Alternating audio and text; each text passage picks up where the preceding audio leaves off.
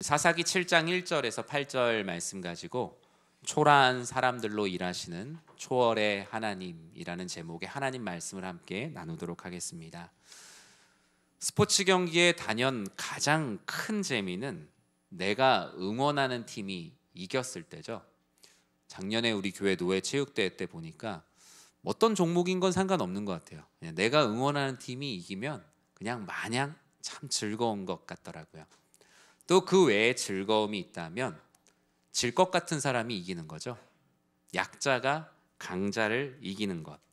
아마 우리는 특별한 이해관계가 없는 이상 항상 약자의 편에서 응원해서 저 강자를 한 번 정도 이겨줬으면 하는 마음의 바람을 가지고 응원을 합니다.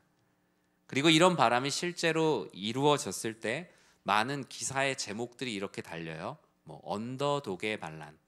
언더독이라는 건 쉽게 얘기하면 개들이 두 마리가 싸우는데 이기고 있는 개가 위에서 때릴 거 아니에요. 개가 위에 있는 개여서 탑독이고 아래 깔려 있는 개가 언더독입니다. 결국에는 이 깔려 있는 것 같았던 이 개가 결국에는 이기게 되는 것을 언더독의 반란이라고 말하고, 거인을 쓰러뜨렸다라고 얘기해서 기사의 제목들에 자이언트 킬링 이런 식으로 기사 제목이 나기도 해요. 기억나는 언더독의 반란이 있으신가요?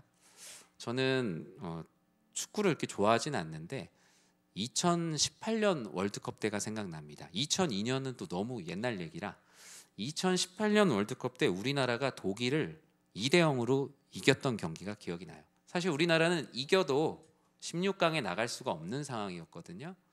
두 번째 골을 넣고 선수들이 얼마나 이렇게 한맺히게 울던지 그 모습이 참 기억이 납니다. 당시 독일은 단 한 번도 월드컵 조별 예선에서 떨어져 본 적이 없었다 그래요. 근데 우리나라에게 지고 처음으로 조별 예선에서 떨어졌어요. 이때 외신 기자가 기사의 제목을 이렇게 했었어요. 초라해 보이는 작은 한국이 축구의 거인 독일을 집으로 돌려보냈다. 스포츠뿐만 아니라 우리의 역사까지 아니라 내 삶에도 내가 되게 초라해 보이고 연약해 보이지만 하나님께서 위대하게 일하셨던 삶의 이야기들이 여러분의 삶의 곳곳에 자리 잡아 있습니다. 심지어 나는 기억하지 못해도 하나님께서 내가 가장 초라하다고 생각할 때, 내가 가장 연약하다고 생각할 때에도 나를 통해 끊임없이 일하시고 인도해 오셨던 그 하나님의 사랑을 누구나 다 가지고 계실 거예요. 성경 속에도 이런 언더독의 반란들을 많이 기록하고 있죠. 대표적으로 골리앗을 이긴 다윗, 눈이 먼 삼손이 다곤 신전을 무너뜨리는 이야기, 무기 하나 손에 없었던 이스라엘 백성들이 병거를 타고 쫓아오는 이집트의 군사들과 맞서 싸울 힘이 없었는데 하나님께서 홍해를 가르시고 나중엔 그 홍해를 통하여서 모든 군사들을 삼키는 이야기, 이 모든 것들이 성경에 기록되어 있는 대표적인 언더독의 반란입니다. 여러분은 성경 속의 이런 이야기들을 통해 어떤 마음을 느끼십니까? 약자가 강자를 이겼다라는 그냥 이 세상의 감정적 희열은 아닐 거예요. 너무나 연약하지만 전능하신 하나님께서 그의 연약함까지도 들어쓰셔서 위대한 이야기를 써내려 가시는 그 하나님의 전능함에 우리는 감사하고 은혜를 받고 도전을 받게 됩니다. 오늘 본문에도 이 성경 속의 대표적인 언더독의 반란, 바로 기드온과 이스라엘 백성들이 미디안과의 싸움에서 승리한 이야기가 이 사사기 7장에 기록이 되어 있어요. 하나님께서는 위대한 승리를 준비하시기 위해 두 가지를 준비하셨거든요. 먼저 오늘 본문 앞쪽에 보면 하나님께서 가장 먼저 순종하는 한 사람을 부르신다라는 것을 볼 수 있어요. 하나님은 위대한 일을 행하시기 위해서 순종하는 한 사람, 그 한 사람을 먼저 부르십니다. 미디안이라는 나라의 지배를 받고 있던 때입니다. 사사기는 가장 대표적인 말씀 기억하시죠? 이스라엘의 왕이 없으므로 사람들이 각기 자기 소견에 옳은 대로 행하였더라. 이것이 사사시대의 모습이었어요. 하나님의 말씀을 들으려는 이들은 없고 각기 자기의 의견을 어필하다가 서로 망하고 패착을 겪는 일들을 계속 반복해 왔어요.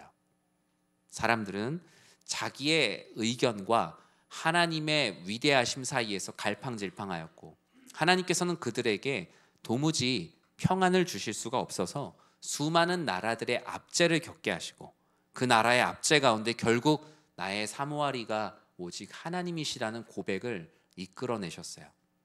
이런 일들이 수도 없이 반복되는 이야기가 바로 사사기의 말씀입니다.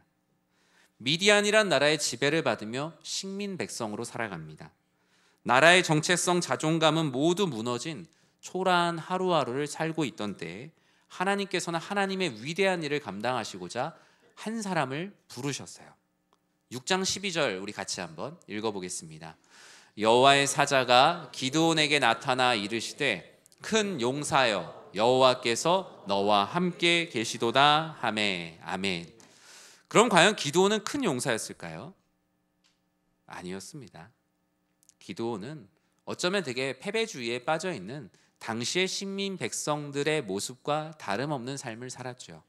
그러나 하나님께서 그 한 사람에게 큰 용사여 내가 너와 함께 하시도다 라는 그 하나님의 말씀의 부르심은 능력을 주시고 효력이 있는 부르심이셨어요.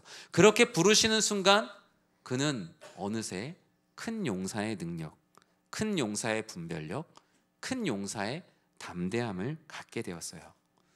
그 힘이 무엇인지에 대해서 14절에서는 다음과 같이 말씀해요. 여호와께서 그를 향하여 이르시되 너는 가서 이 너의 힘으로 이스라엘 미디안의 손에서 구원하라.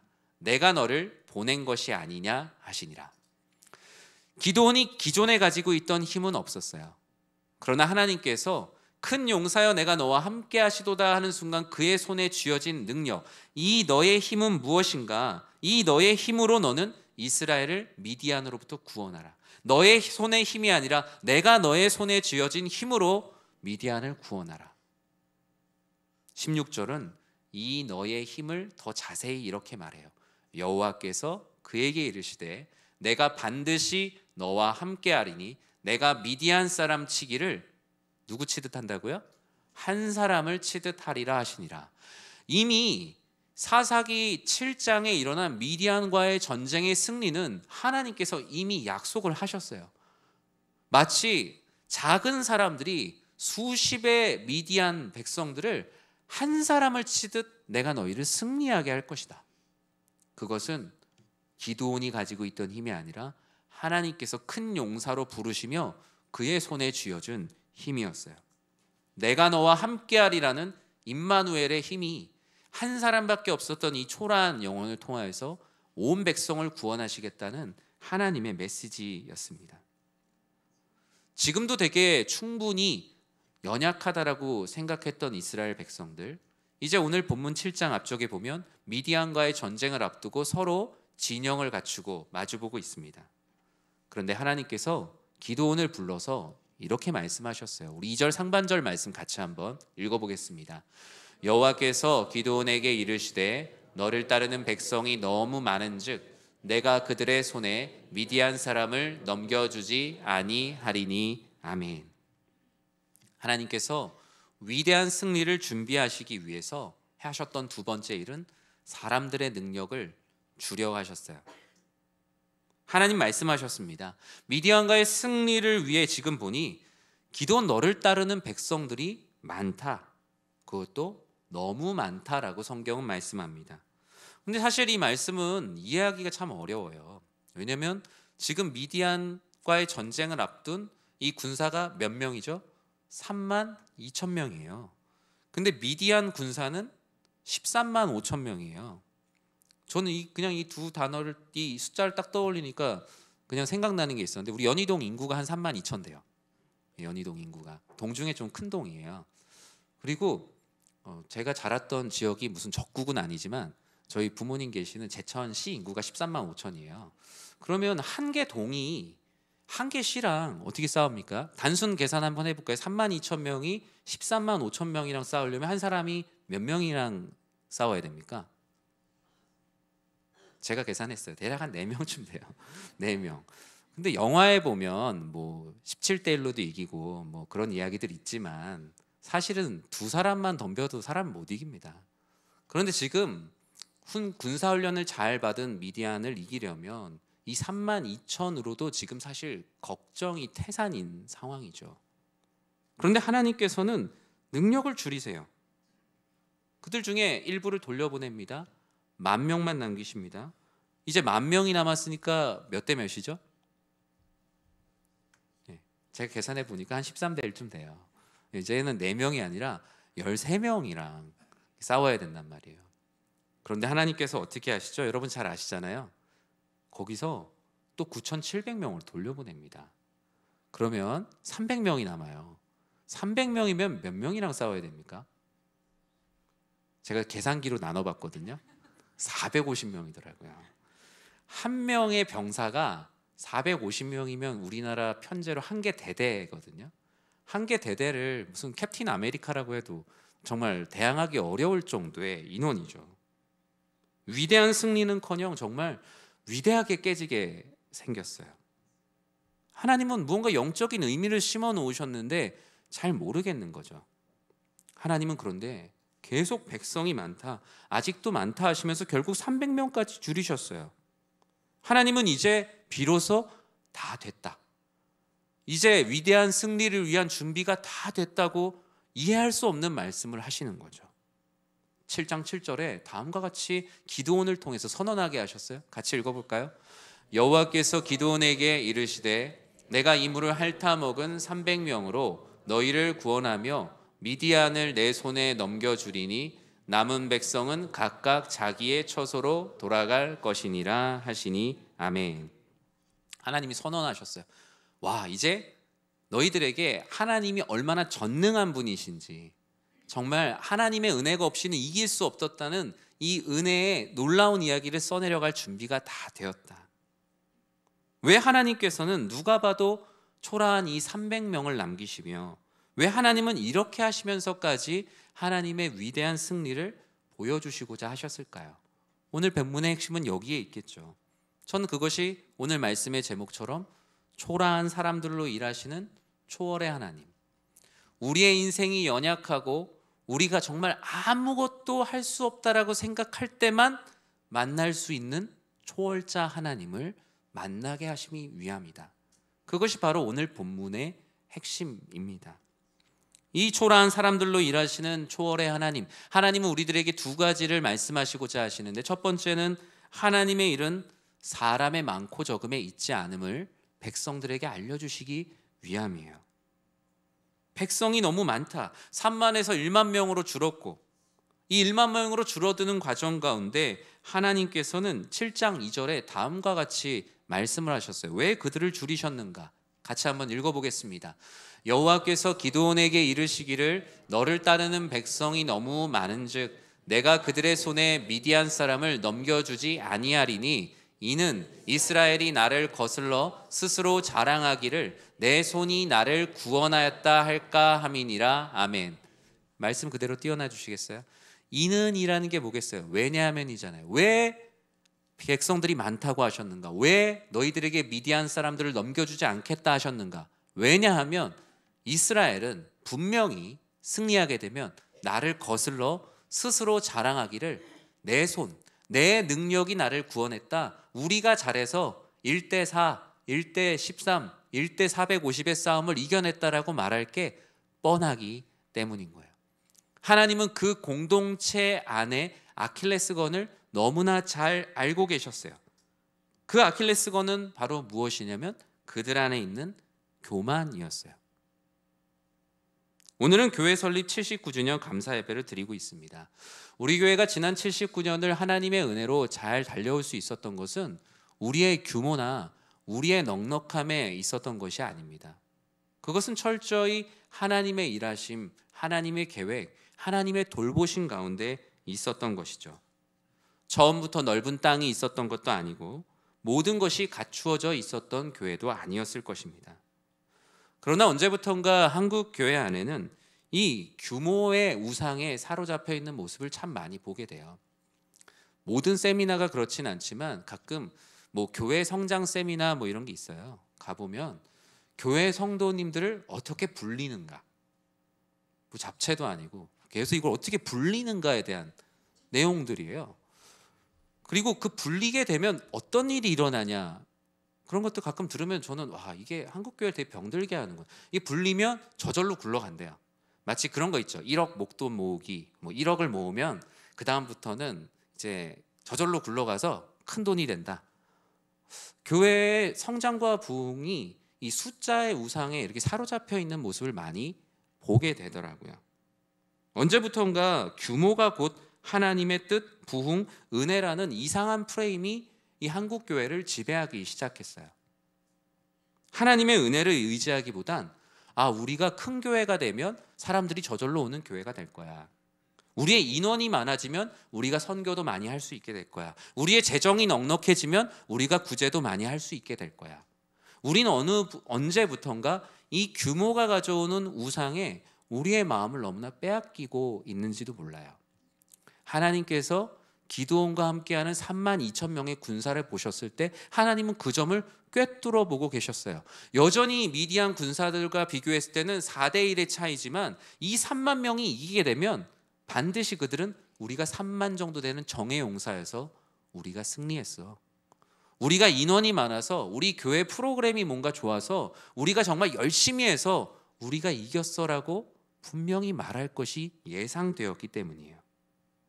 하나님은 그들이 느끼기에 그들 스스로 능력으로는 절대 이길 수 없었다고 할 만큼 그들을 영적인 코너로 몰아갑니다.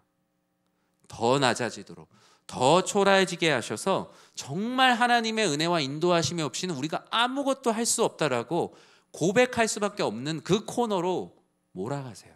그것은 그 공동체를 없애려고 하시는 것이 아니라 그 공동체를 정말 살리시고 부흥시키기 위해서 그들의 있는 교만의 군사를 아주 쫙 빼버리시는 거예요.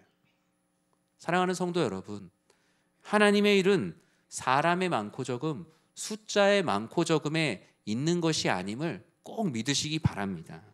하나님을 얼마나 의지하고 기도하느냐, 하나님의 뜻을 간절히 구하는 공동체에 하나님께서 복을 주시고 은혜를 주신다는 것을 기억하시는 모두가 되시길 주님의 이름으로 간절히 축원합니다.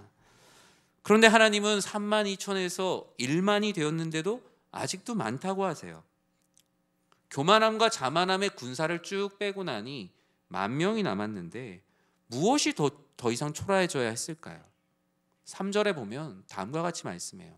이제 너는 백성의 귀에 외쳐 이르기를 누구든지 두려워 떠는 자는 길르앗산을 떠나 돌아가라 하라 하시니 이에 돌아간 백성이 22,000명이요 남은 자가 10,000명이었더라. 이 10,000명이 되는 과정 가운데 하나님께서 300명이 되는 과정까지 계속 같은 식으로 말씀을 하세요.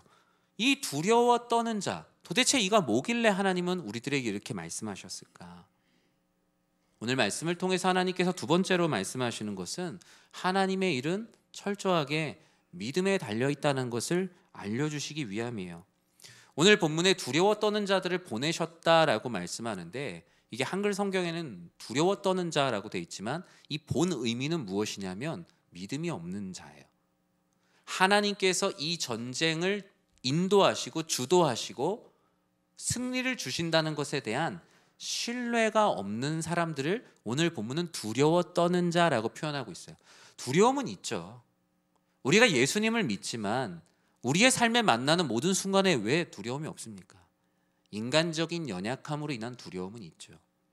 그러나 하나님께서 우리를 인도하신다는 신뢰가 없는 거랑은 달라요. 하나님을 믿지만 믿는 가운데 두려움으로 우리가 한 걸음씩 나아가는 삶을 하나님께서 칭찬하시죠. 그러나 오늘 본문에 나오는 두려워 떠는 자들은 그런 것이 아니라 하나님께서 과연 이기게 하실까? 하나님의 약속에 대한 신뢰가 없는 모습이에요. 마치 가나안 땅을 약속하셨지만 정탐하고 돌아와서 그곳에 있는 아낙 자손들을 보고 하나님 앞에 주신 약속이 아니라 자신들이 보고 온 것들을 막 퍼뜨리는 불순종의 모습들과 너무나 닮았어요.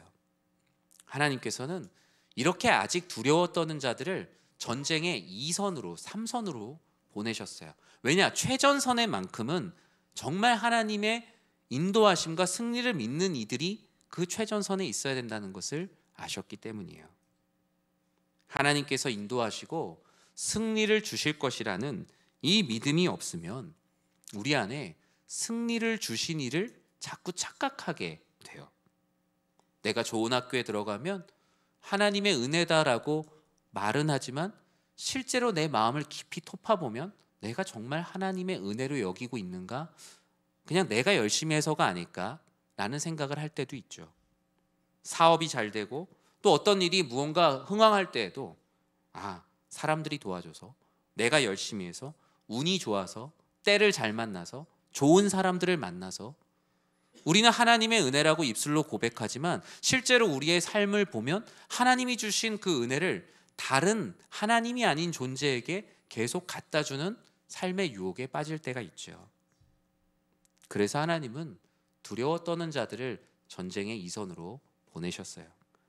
왜냐하면 하나님께서는 이 300명이 남든 30명이 남든 3명이 남든 하나님께서 이 미디안과의 전쟁에서 승리하는 일은 아무런 상관이 없기 때문이에요. 이 300명의 이 공로가 필요 없기 때문이에요. 이 300명을 영웅시하는 게 된다면 그것은 성경이 아니죠. 그냥 위인전이죠. 300명의 이름은 오히려 성경에 남기지 않은 게 다행이라는 생각이 들어요. 만약에 요즘 같으면 300용사 해갖고 어디 뭐 동상도 세우고 이름도 가나다 순서대로 쭉 뭐 넣겠죠. 직급대로. 하나님이 이들을 다 감추신 이유, 그것은 오직 하나님을 신뢰하며 나아가는 이들이 하나님 안에 위대한 승리를 경험함을 알게 하기 위함이에요. 이렇게 초라해 보이는 사람들의 모습으로도 일하시는 초월자 하나님, 전능하신 하나님을 만나게 하시고자 우리를 낮추시고 우리를 줄이게 하신다는 거예요. 신명기 8장에 있는 말씀처럼 왜 너희들이 광야 생활을 했는가? 너희를 낮추고 너희를 줄이게 함은 너희를 향한 내 마음이 어떠한지, 하나님을 향한 너희들의 마음이 어떠한지, 하나님의 말씀대로 사는지 알게 하려 함이라라고 말씀하고 있지 않습니까? 오늘은 앞서 말씀드린 대로 교회 설립 79주년이 되는 주일입니다. 일제로부터의 해방, 광복 이후에 우리 교회는 1946년 3월에 하나님께서 한 가정집 대청마루에서 우리 연희교회를 시작하게 하셨죠. 그때 연희동에 집이 30채가 있었다고 하네요. 저는 좀 상상이 안 되는데 지금은 이렇게 큰 작은 빌라트 하나도 30집이 될 텐데 30개의 집이 있었다라고 합니다. 2년 후 1948년에 우리 교회에 처음으로 목회자가 부임을 했어요. 전도사님 한 분이 부임해서 이제 모인 교인 20명과 함께 하나님께 예배드리며 정말 하나님 나라 안에서의 교회를 꿈꾸며 시작을 하셨습니다. 전도사님과 20명의 성도님들은 교회에 예배드릴 터를 마련하기 위해서 교회 50년사에 보면 이렇게 쓰여져 있어요. 야산 중턱을 깎아서 지금의 교회 터를 작게 시작할 수 있었다. 성도님들이 삽을 가지고 그 야산을 깎아갖고 터를 마련했다라는 거예요. 그렇게 처음으로 20평이 되는 공간을 만들어서 목조로 교회 예배당을 지었다라고 합니다. 재밌는 이야기가 이렇게 쓰여져 있어요. 교회 마루, 옛날에 골마루 아시죠? 초등학교. 교회 마루는 당시에 양조장을 운영하시는 성도님이 계셨대요. 양조장을 운영하시는 성도님 양조장에 있는 술통 뚜껑을 뜯어서 교회 마루를 깔았다라고 기록을 합니다. 되게 집에 중요한 자산이거든요. 그걸 다 뜯어갖고 교회 마루를 까는 일에 헌신하셨다라고 말씀해요. 그리고 그때 교회에 비로소 강대상을 처음 놓았다라고 합니다. 다른 주변에 하나님을 믿지 않는 사람들이 볼 때 아마 저 사람들은 뭐하나라는 생각을 했을 거예요. 이런 초라해 보이는 믿음의 사람들의 움직임은 커다란 나비 효과를 일으켰죠. 바로 지금입니다. 지금 이 오늘이 바로 하나님께서 행하신 놀랍고 위대하신 일이시죠. 6.25 한국전쟁 후에 전쟁에 폭파된 교회당을 다시 짓기 위해 교인들이 당시에 열심히 기도하며 계획을 세웠고 54년에 여기 연희동 301번지 교회 부지 347평을 당시에 마련을 했습니다. 그리고 56년에 예배당 건축을 위해서 다 같이 모여서, 지금도 여러분 사진 많이 찍잖아요. 여러분 사진 많이 찍으세요. 나중에 나오니까. 저기 누가 계신지 저는 잘 모르겠지만 정말 교회 하나님 나라를 위해 열심히 섬기셨던 분이시겠죠. 53년에 최초로 교회가 장로 장립을 했습니다. 그때까지 우리 교회도 지금 우리가 어려운 교회들 미래자립교회 섬기지만 우리도 미자립교회였다고요. 58년에 비로소 당회가 생기고 조직교회가 됐어요. 70년대에 지금 여러분이 예배드리는 이 공간이 생겼어요. 저기 중층 보이시죠? 저기 앉아 계시는 분들, 수도 없이 많은 분들이 저 자리에 앉아서 하나님 나라와 교회와 성도님들을 위해 끊임없이 기도하며 우리가 달려왔어요. 옆에 있는 교육관도 94년에 30년이 넘었죠. 정말 다음 세대를 위해서 많은 성도님들이 헌신하셔서 지금까지 달려왔어요.